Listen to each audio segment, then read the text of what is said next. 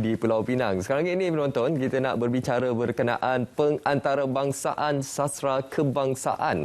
Dan juga ia ini merupakan satu inisiatif ataupun kolaborasi antara Dewan Bahasa Pustaka dan juga Motivational Strips, forum gegasi dunia yang bakal melonjakkan kegemilangan sastra Melayu ke peringkat global. Jadi untuk kita mengetahui dengan lebih lanjut berkenaan pengantarabangsaaan sastra kebangsaan ini, kita bersama dengan Profesor Datuk Seri Dr. Awang Sarian, Pengurusi Lembaga Pengelola Dewan Bahasa dan Pustaka, dan juga Dr. Rajeswari Setaraman, pensyarah, penyair dan penterjemah. Selamat pagi buat kedua-duanya. Terima kasih, selamat pagi. Baik, kita lihat usaha pengantarabangsaaan sastra kebangsaan ini merupakan satu usaha yang positif untuk kita melonjakkan lagi kegemilangan sastra kita di peringkat global. Jadi mungkin untuk permulaannya, Prof. Datuk boleh kongsikan memorandum kerjasama antara DBP dan juga Motivational Strip MS ini, Prof. Datuk. Ya, kita sudah mula mengadakan perbincangan awal dan insya-Allah sudah ini kita merangka satu rancangan bersama dengan pihak di Dubai sana supaya diadakan satu memorandum persefahaman bagi kita melaksanakan pelbagai kegiatan sastra, dan ini sebagai satu kesinambungan. Kalau kita perhatikan dari zaman dahulu, sudah sejak abad 17 sarjana Eropah khususnya mengkaji bahasa sastra Melayu. Dan sekarang ada lebih kurang 100 buah institusi di seluruh dunia yang mengkaji dan juga berkuliah tentang bahasa sastra budaya Melayu. Oleh sebab itu, rancangan ini sangat penting untuk menambah lonjakan pada usaha yang telah pun dilaksanakan selama ini. Mengangkat sastra. Dewan Bahasa Pustaka sendiri sudah mengadakan pelbagai program seperti Minggu Sastra di Eropah. Bahkan di China kita ada 15 buah universiti yang menawarkan ijazah bahasa Melayu.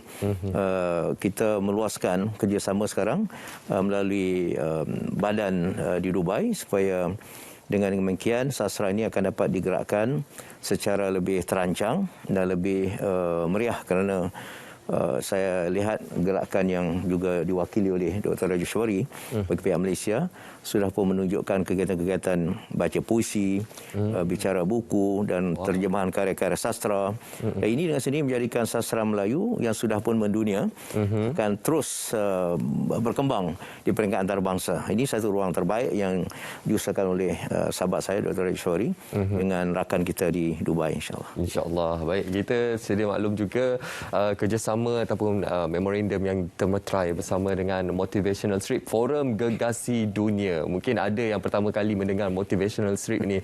Doktor boleh kongsikan sedikit latar belakang ataupun sejarah penubuhan MS ini sendiri dan apa antara gagasan utamanya? Terima kasih atas soalan tersebut. MS ataupun Motivational Strips ini digagaskan oleh Presiden yang kini bermustautin di negara Oman. Dan tujuan utama penubuhan MS ni adalah untuk mengantarabangsakan produk sastra tempatan dari negara masing-masing ke peringkat global. Sebab sehingga hari ini sebanyak 167 negara telah bergabung di bawah MS, dan saban hari kita ada seramai 7.3 juta penulis, pengkaji, peminat sastra, wartawan dan juga pelajar yang berkunjung ke laman sesawang Motivational Strips ini untuk mendapatkan pelbagai maklumat tentang produk sastra di negara masing-masing, tentang terjemahan karya dan juga tentang bicara tentang produk sastra di sesebuah negara. Sebab itu digelar sebagai forum gegasi dunia. Forum gegasi dunia Motivational Strip MS. Sudah pastinya ia merupakan satu platform yang cukup penting untuk kita mengantarabangsakan sastra-sastra bukan sahaja di Malaysia, malah di peringkat global itu sendiri. Jadi Prof. Datuk, bagaimana Prof. Datuk melihat kerjasama di antara DBP dan juga MS ini sendiri dalam mengetengahkan lagi dan mengantarabangsakan lebih banyak lagi produk-produk sastra kita ke peringkat global dan juga memperkasakan mereka untuk terus mencapai tahap yang lebih gemilang, Prof. Datuk? Ya, saya sangat positif oleh sebab seperti dikatakan 167 buah negara sudah bergabung.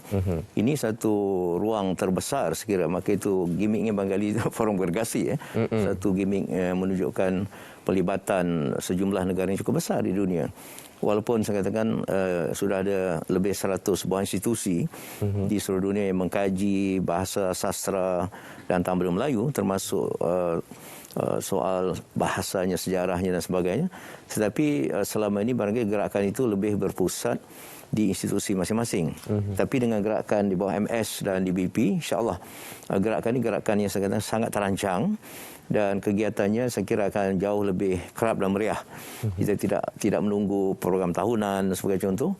Barangkali ini dengan terutama melalui media sosial, melalui program dalam talian, kita dapat mengadakan program Saban Minggu saya kira.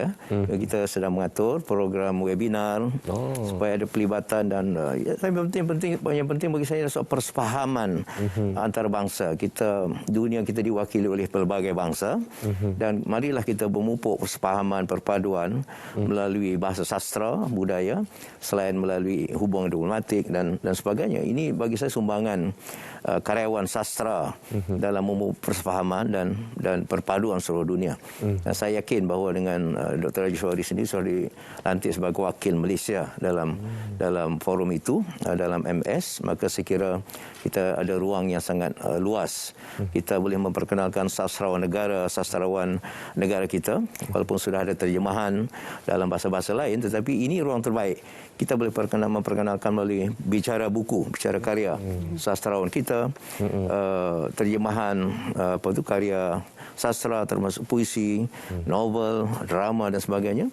Lebih-lebih saya melihat kita mengambil kesempatan program melalui dalam talian satu rahmat, walaupun di balik pandemik ini saya kira kita tidak perlu banyak berbelanja, tak perlu terbang beli tiket, penginapan di hotel. Kita melalui dalam talian kita dapat berinteraksi dan kesannya saya kira sangat besar kerana melibatkan 167 negara diwakili oleh 7.3 juta katakan ya. Ini jumlah yang memang gergasi lah pada saya. Satu lonjakan ya. Alhamdulillah. Baik, tadi Prof Datuk ada menyatakan doktor sendiri merupakan mewakili Malaysia dalam motivation strip di dalam satu forum global yang cukup besar ini. Mungkin doktor boleh kongsikan peranan yang dibawa doktor sendiri dalam motivational strip ini dan apa antara kelebihan utama dan juga mengapa forum ini dikenali sebagai forum gergasi dunia ini. Okey, terima kasih. Saya menjadi ahli dalam forum MS ni hanya pada bulan Ogos tahun ini, 2021. Jadi apabila saya menjadi ahli, jadi di mana-mana pun apabila saya menjadi ahli mana-mana persatuan penulis peringkat global, saya akan memaparkan karya dalam bahasa Melayu dengan terjemahan sendiri dalam bahasa Inggeris supaya warga dunia dapat mengenali identiti kita, sebab hanya melalui puisi mereka dapat mengenali citra negara kita dengan lebih terperinci. Jadi itu yang menyebabkan yang Presiden itu sendiri tertarik dan juga pengunjung yang berkunjung ke sana mereka berasa ini sesuatu yang baru yang belum pernah dipaparkan oleh sesiapa dari negara Malaysia. Jadi dari situ mereka menghubungi saya dan bertanya, sudikah anda mengantarabangsakan sastra kebangsaan? Saya kata memang saya sudi sebab saya menunggu untuk ruang dan peluang ini selama lebih daripada 5 tahun. Dan selepas tu dilantik pada Hari Malaysia lah, 16 September 2021 khusus untuk kesusastraan Melayu dan terjemahan. Jadi selepas tu baru saya menghubungi yang berbahagia, yang Prof, Dewan Bahasa dan Pustaka untuk menggerakkan dan juga untuk merealisasikan hasrat mereka. Sebab saya dapati bahawa warga dunia memang saya boleh katakan mereka jatuh cinta akan sastra Melayu.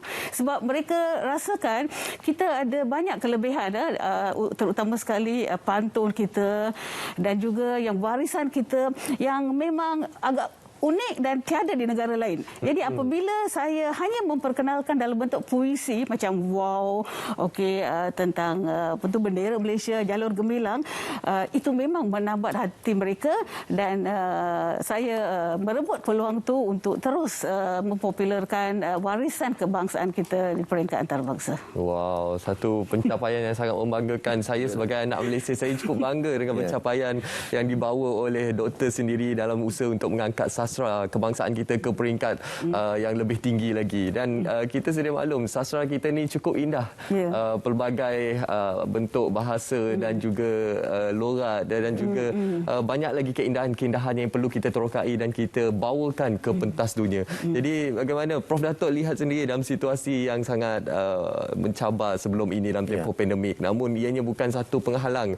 Tadi Datuk Seri menyatakan hikmah daripada globalisasi dapatlah menghimpunkan pengkarya-pengkarya dan juga sastrawan-sastrawan di peringkat global. Jadi bagaimana dari inisiatif ini dan apa rangka tindakan selepas ini, Prof Datuk? Ya, seperti saya katakan, kami Dewan Bahasa Pusaka bersama dengan Dr. Yusori sedang menyusun satu rancangan kita kata blueprint ataupun rancangan jangka panjang dan tahunan. Ini taklid ini sudah hampir 2021 berakhir. Jadi untuk 2022 kami sedang merancang yang terdekat, sekira yang paling cepat hasil bincang saya dengan Dr. Yusori, kita boleh menyusun satu antologi puisi-puisi sastrawan Malaysia yang melibatkan sastrawan negara, sastrawan peringkat negeri, juga memaparkan kepelbagaian etnik. Jadi Sabah, Sarawak, orang Melayu, orang Cina, India, pokoknya kita inilah seperti saya katakan ruang terbaik untuk kita memperkenalkan keunikan kita pada dunia, bahawa kita masyarakat majmuk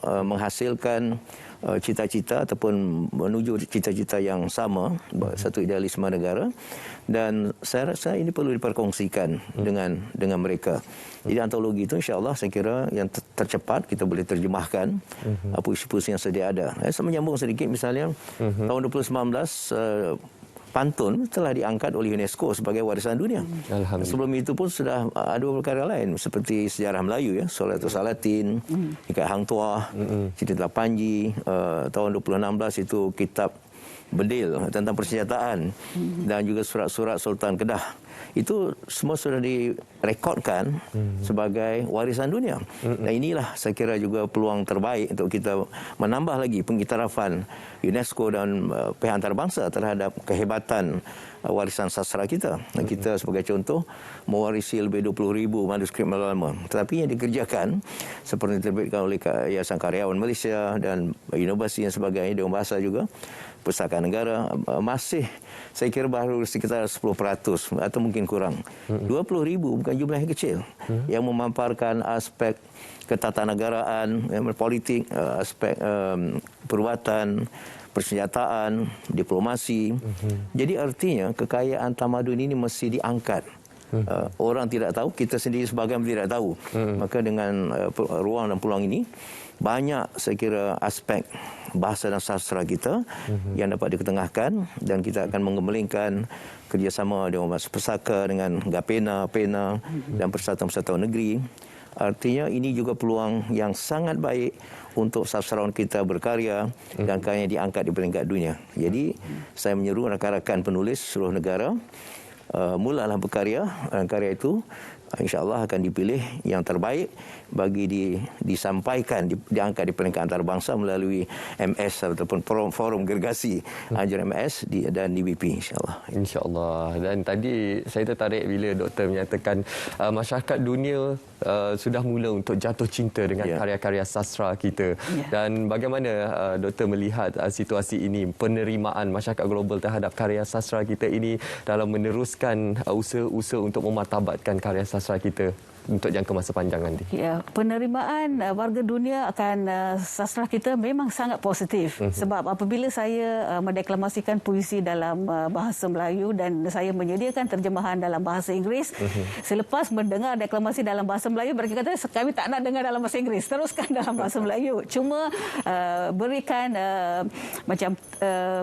secara terperinci lah dalam 2-3 ayat, sebab kami nak dengar, sebab deklamasi kita saya rasa agak berbeza, yang unik lah sebab kita ada puisi pentas dan kita ada puisi kertas. Jadi apabila kita mendeklamasikan, kita dah masuk zon lain dan itu yang berbeza kalau berbanding dengan puisi yang dideklamasikan dalam bahasa lain.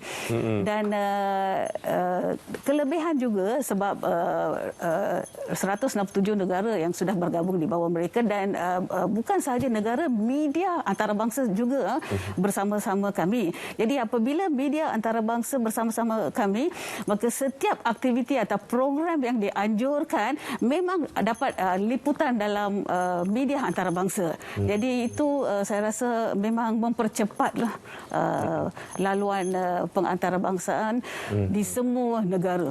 Baik, itu antara aspirasi kita bersamalah keluarga Malaysia. Saya cukup berbangga bersama dengan dua orang tokoh sastrawan yang berjaya mengangkat sastra kebangsaan kita ke peringkat yang lebih tinggi di peringkat antarabangsa. Terima kasih banyak-banyak atas usaha yang telah diberikan Prof Datuk dan juga Dr. Raja Rejeswari Setaraman, Prof Datuk Seri Dr. Awang Sarian atas usaha untuk bersama-sama kita memartabatkan karya sastra kita ke pentas antarabangsa. Terima kasih untuk perkongsian kali ini. InsyaAllah kita akan berjumpa lagi. Kalau boleh saya nak dengar sebenarnya Doktor bersyair, bersajak, tapi insyaAllah lain kali Doktor.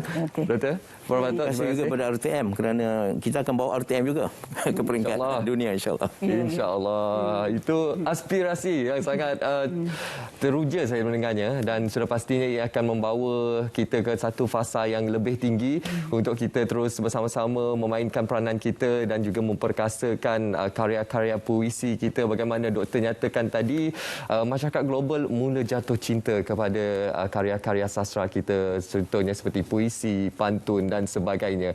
Jadi apa salahnya kita sebagai anak keluarga Malaysia untuk kita terus bangga dan cintakan karya-karya sastra yang ada di negara kita. Baik, sekarang ini kita